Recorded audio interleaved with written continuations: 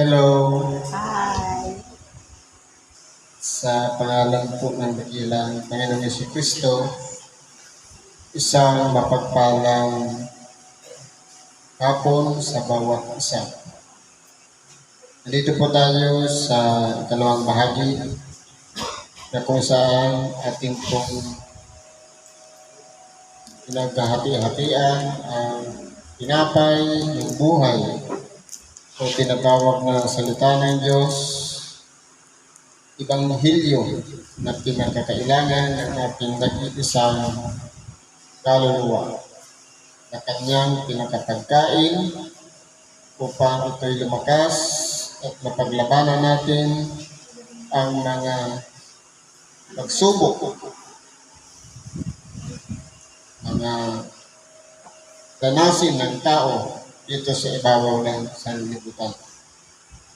Meron po tayong aralin o sitas na pinagkaloob. Ang una po ayon sa unang sulat ni Apostol Juan sa Kapitulo 2, versikulo 15 hanggang sa 17.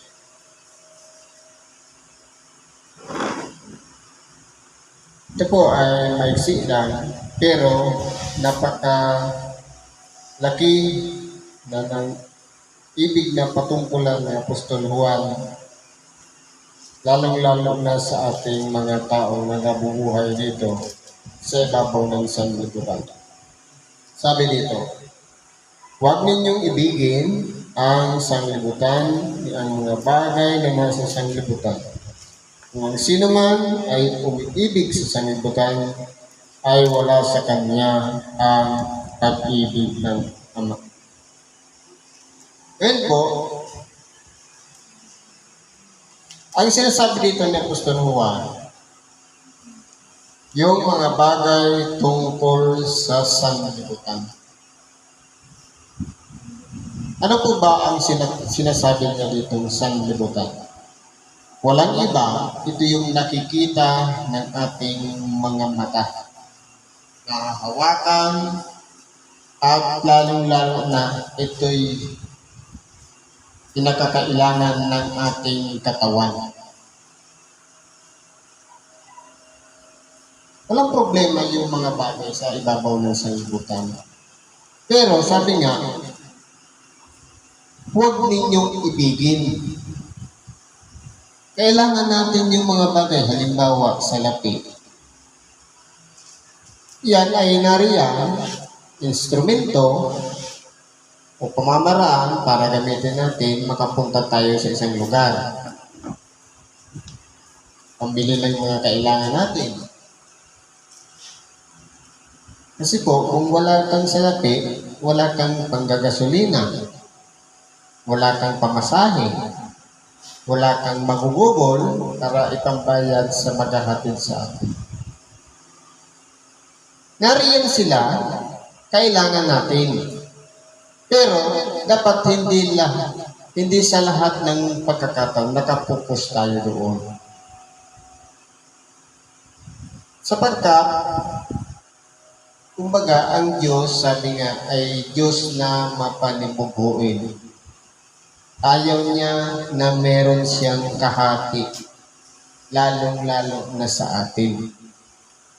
Kumbaga, sa lahat ng kanyang mga nilikha, huli na lang dito sa ibabaw ng lupa, ang pinakamamahal niya sa lahat, yung nilikha niyang kawangis niya. Tayo pong mga tao. Pero, inilagay tayo dito sa ibabaw ng sanlibutan. Para ano? Dahil dito tayo galing. Mula sa alabok, inanyuan, ginawang isang tao at hiningahan ng hininga ng buhay.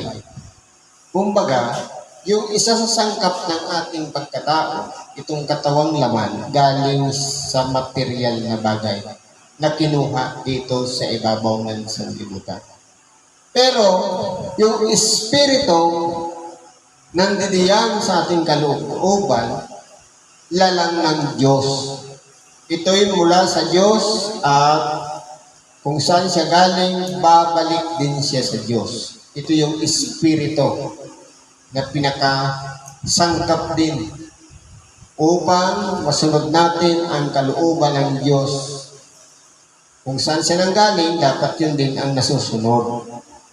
Pero ang ating katawang laman, andito sa ibabaw ng sanlibutan ng galing. Kaya nahahatak din ang ating pagkatao sa gawa ng mga makasanlibutang bagay. Ito yung tinatawag na pita ng laman. Kaya po, kung titignan natin, bakit mayroong sinasabing pag-ibig ng Ama? Dahil nga po sa pagkakalikha sa atin. Sabi niya, lalangin natin ang tao ayon sa ating wangis, ayon sa ating larawan. Pero, pagka minsan, sabi nga, meron kasi tayong tinatawag na pag-iisip at meron din tayong tinatawag na damdamin.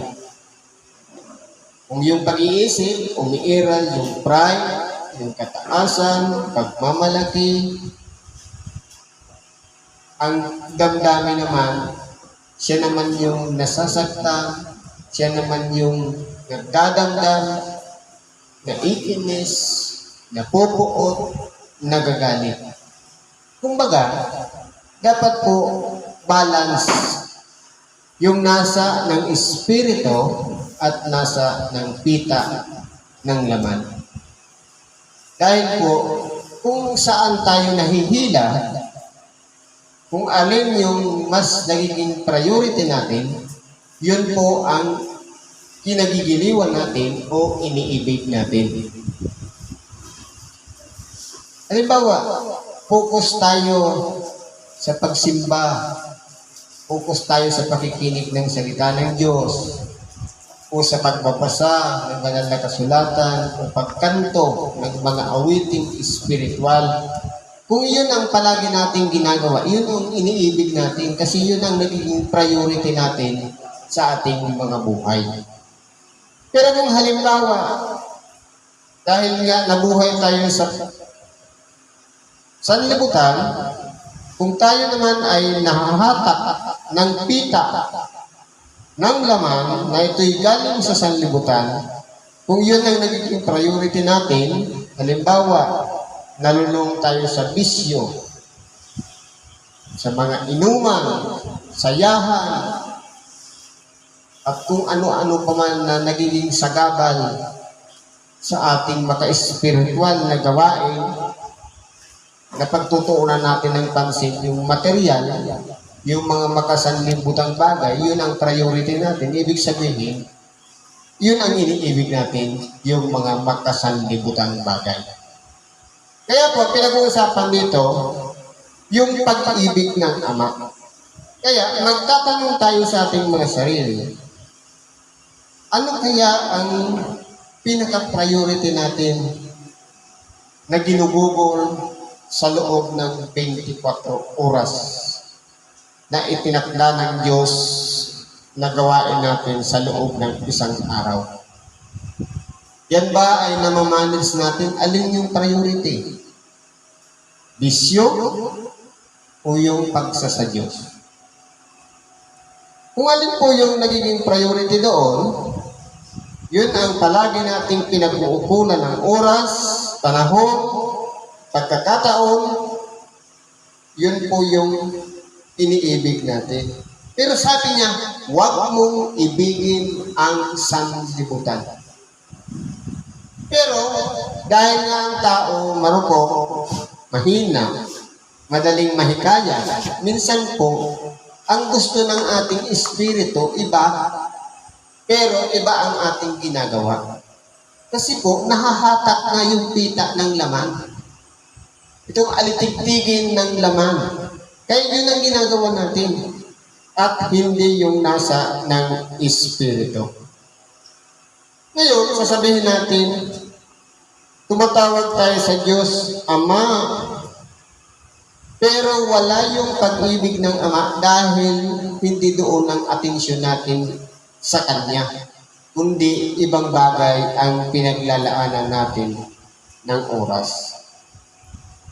Kaya po, pinagkakailangan pag-aralan natin na dapat nabubuhay tayo dito sa ibabaw ng sanlibutan. Kailangan natin yung mga bagay sa sanlibutan. I-balance natin yung makasanlibutang bagay at maka-spiritual na bagay. Kumbaga, gawin natin, itama natin sa timing. Halimbawa, andito tayo. Ano yung pupukusan natin? Andito tayo para makinig, makipag-aral, pagsimba, at namnamin natin yung kahalagahan ng Ebanghelyo na ipinagkakaloob sa ating, kaya tayo nagbigay ng oras para makarating dito. Yun po yung pinagtutuunan natin.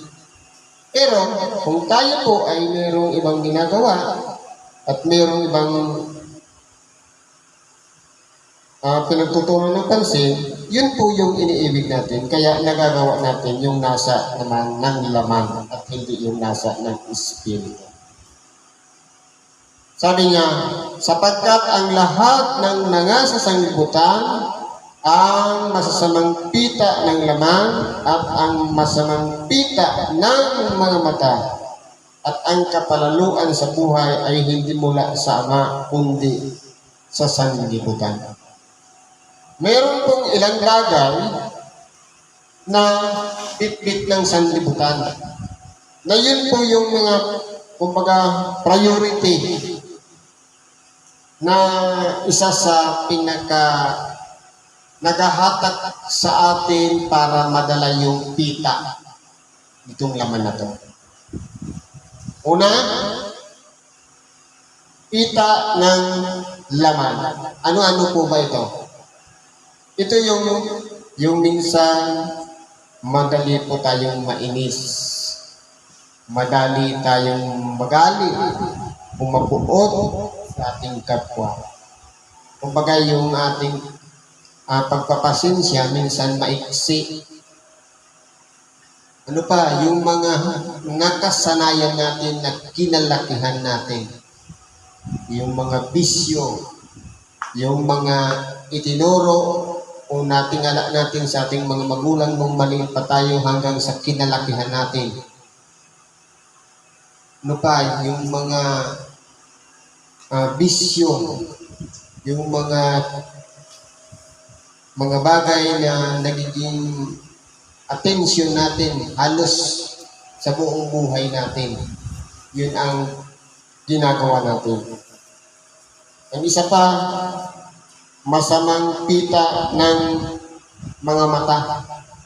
Ito yung ginagamit naman na halimbawa, pampubuso, paninilit, lalong-lalo na ngayon, magkabagong panahon, ang mga mata natin ay sa halip na gamitin sa pagbabasa ng banal na kasulatan, nakapupos tayo sa napakaraming mga nobela, teleserye, mga balita sa TV, mga panoorin sa cellphone, at kung ano-ano ba man na ginagamit naman yung mata. Yun po yung masamang pita. Pero meron tinatawag na mabuti. Pero kung nakikita natin na nakapapahamak na ng ating pagkatao at napapasama na tayo, ito na yung masamang pita ng mata. Isa pa, kapalaluan sa buhay. Normal yan sa mga Pilipino. Kasi minsan, ang gusto ng mga Pilipino, pantay-pantay lang ang asinso. Kung ano yung level, dapat yung kapitbahay, ganun din lang yung level. Pero, siyempre, nagsisikap yung iba, may aasinso, may aangat, pero hahatakin ka naman pababa sa pamamagitan naman ng mga chismis, paninirang puri, mga sabi-sabi ko pagkratak, tugang, na kung titingnan po natin, nagsikap din siya, di ipagpasalamat na lang natin na umasinso siya at hindi na dapat ahatakin pa pababa. Kasi nagiging habit na yan ng mga tao, lalong-lalo na yung mga mahilig makialam sa buhay ng may buhay. Pero kung ang titingnan lang natin ang sarili nating buhay, hindi tayo magmamalaki o magmamataas, sapagkat ang kapalaluan, yung pagmamataas yun, na tinitingnan niya kanyang sarili, siya lang ang magaling, siya lang ang marunong, siya lang ang nakakaalam ng lahat. Kabaliktaran po niyan yung kapakumbabaan sa buhay. Na walang iba, bukas ang ating pag-iisip, marunong tayong umunawa sa mga sitwasyon, lalong-lalo na sa mga nangyayari sa pang-araw-araw. Kung ano man, kung may mabuti mang nangyari, ipagpasalamat. Kung hindi maganda ang nangyari, ipagpasalamat pa rin. Dapat balance lang tayo. Hindi yung natututunan lang natin magpasalamat kapag maganda yung nangyari, kapag hindi maganda yung resulta, nakakalimutan magpasalamat. Kalooban po ng Diyos kung bakit sabi nga, iba kasi ang pamamaraan ng Diyos, magtiwala lang tayo sa Kanyang gagawin. Sabi nga, if you love me, God, trust His process. Pagkatiwala natin yung proseso niya kung papaano niya tayo tinutulungan. Di ba minsan, mahal natin sa buhay, gusto natin magbago, idinadaan natin sa nalangin, pero iba po ang proseso ng Diyos kapag gusto niyang ituwid ang tao. Hindi, minsan po hindi katanggap-tanggap, lalo na kapag dumarating yung karamdaman sa isang tao na minsan naging matigas ang ulo, hindi sumusunod sa kalooban ng Diyos, minsan hindi nakapagsimba. Pero kapag ang Diyos ang nagbibigay ng pagkakataon para lumapit sa Kanya, karamdaman ang inilalagay niya para ugain ang buong pagkatao, ang buong kaluluwa. Sapagkat kung wala na siyang malalapitan, ubos na ang panggastos, saka siya sisigaw, Diyos ko po. Di ba ka? Kaya kung titingnan po natin, tinuturuan tayo dito ni Apostol Juan na kinakailangan nating pagkaisipin kung ano yung mga bagay na galing sa Ama at galing sa sanlibutan.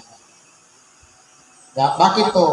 Kasi yung masamang pita ng laman, masamang pita ng mata, at kapalaluan sa buhay ay galing lahat sa sanlibutan. Sabi pa niya, at ang sanlibutan ay lumilipas. Ito po. Dati noon, ang mga bahay, bubulan. Noon-unang panahon, tolda, rapal lang, tapos ginagamit yung mga balat ng hayop, katagalan, naging bato na. Hanggang ngayon, dati, ang ginagamit natin, pawid lang ang dingding, kawayan, pero ngayon dahil sa pagbabago ng sanglibutan, pati mga bahay ngayon, konkreto na rin. Pero, titignan po natin, nadagdagan naman yung kasangkapan natin sa loob ng bahay. Kasi kung kailan kawayan ng dingding, lusot yung hangin, nilagyan natin ng matigas na harang dahil panlaban sa bagyo, uminit naman sa loob. Kaya kailangan natin ng pambuga ng hangin.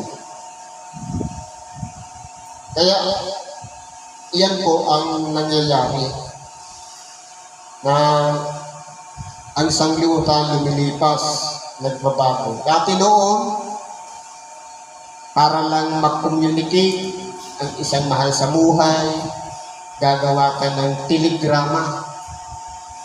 may presyo ang kada litra. Papadala mo shortcut na message. Pero katagalan, nauso yung telepono, yung beeper, yung cellphone no, na halos kalahating kilo ang isang piraso. Baterya pa lang, mabigat na. Maalala mo, yung malaki pa sa uki-tuki. Yung cellphone noon, kahit pukpuk po sa ulo ng tao. Sa bigat. Ngayon, nung mauso yung unang gumawa Piltel, tapos Nokia, ngayon, marami nang gumawa ng cellphone. Naging cellphone na yung television noon na dating malaki. Napapanood. Yan ang mga pagbabago sa sanlibutan. Pero dapat, kung ano yung asal ng tao noon, na itinuturo yung kabutihang asal, good manners, and right conduct, pagtutuwid ng magulang, na bago din po yun. Kasi noon, ang mga bata, para lang maituwid, pinapalo sa bawat pagkakamali ng kanyang ama. Pero ngayon, nung magkaroon na ng mga batas tungkol sa bawse, violence against women and children, kahit mga teacher ngayon sa eskwelahan, hindi niya na pwedeng paluin o saktan ang kanyang estudyante. Pero noon, pinipingot sa tenga, sa kilikili, sa hita, pinapalo sa kamay, kapag ayaw sumunod sa kanyang teacher. Pero ngayon, nabago na. Hindi na pwedeng pagsabihan ng mga estudyante. Dahil kapag umiyak, bullying na agad. Kaya nga, nagbabago ang sanlibutan. Sabi dito, ang sanlibutan ay lumilipas at ang masamang pita niyaon. Katapat, ang gumagawa ng kalooban ng Diyos ay nananahan magpakailanman. Kaya titingnan po natin, nagbago ang sanglibutan, may mga gandang bagay noon na napasama ngayon. At meron namang masasamang bagay noon dahil kumbaga mabagal ang komunikasyon, kumbaga iba ang pamamaraan noon kung ng transportasyon, at kung ano-ano pa ang mga bagay. Pero ngayon napabuti. Pero ang pinaka-importante po dito, yung sanglibutan na ating tinitirhan, dito tayo naranahan. Gamitin lang natin instrumento o pamamaraan para tayo'y mabuhay. Sabi nga, ikaw ay merong isang bagay na pinakakailangan ng iyong buhay. Ano ito? Na pag ito'y binuhay mo, buhay ka rin. Pag ito'y pinatay mo, patay ka rin. Maraming bagay yun. Ang isa na doon, salapi. Kapag hindi ka gumamit ng salapi, hindi ka mabubuhay. Wala kang pangkain, walang pamasahe, walang panggastos sa luho. Pagka yan naman ay binuhay natin, doon naman tayo malululong. Tama yung sinabi kanina ni Brad. The love money is the root of all evil. Ang pera o salapi, gamitin natin instrumento na pinakakailangan ng ating katawan. Huwag lang natin paugatin para hindi siya sumibol, hindi tayo matalo, kundi dapat tayo pa rin ang mas higit na may power sa salapi at hindi tayo ang pinapasunod niya. Ganun po dapat. Kaya ang mensahe po dito sa unang aralin, merong paghahambing yung nasa na mula sa Ama at yung nasa na mula sa sanlibutan. Kaya, kinakailangan nating pag-aralan ng ating nagiging priority.